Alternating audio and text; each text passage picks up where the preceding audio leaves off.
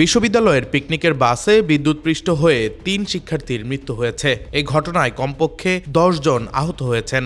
শনিবার সকাল 8:30টায় গাজীপুরের শ্রীপুর উপজেলার উদয়খালী গ্রামের চায়না কারখানার সামনে এই ঘটনা ঘটে।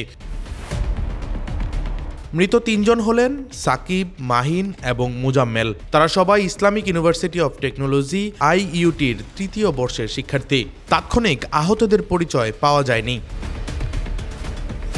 শ্রীপুর থানার ভারপ্রাপ্ত কর্মকর্তা জয়নাল আবেদিন মণ্ডল পিকনিক বাস বিদ্যুতায়িত হয়ে ৩ ছাত্রের মৃত্যুর খবর নিশ্চিত করেছেন।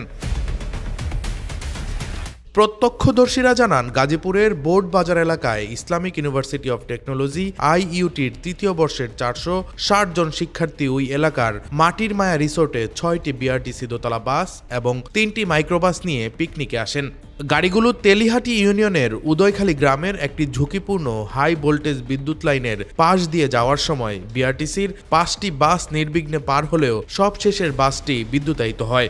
এ সময় বিদ্যুৎপৃষ্ট হয়ে ঘটনাস্থলে 2 ছাত্রের মৃত্যু হয়। পরে আরও একজনের মৃত্যুর খবর পাওয়া গেছে। আহতদের শরীরের বিভিন্ন অংশ বিদ্যুৎপৃষ্ট হয়ে কারো হাত, কারো পা, কারো মুখ ঝলসে যায়।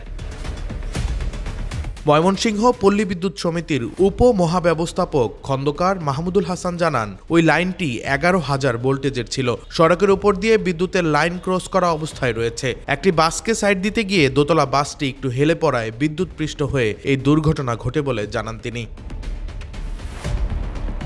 Desk report, metro TV.